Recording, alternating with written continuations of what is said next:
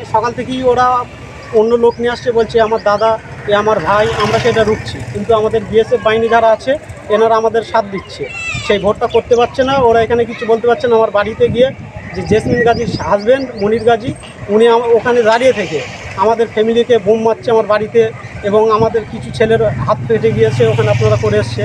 কুখ্যাত মনি গাজী এরকমভাবে অত্যাচার করছে। তা একটা সাংবিধানিক অধিকারিক আছে যে একটা ভোট, তার নিজস্ব ভোটদাতা, সে নিজে ভোট দিতে পারবে।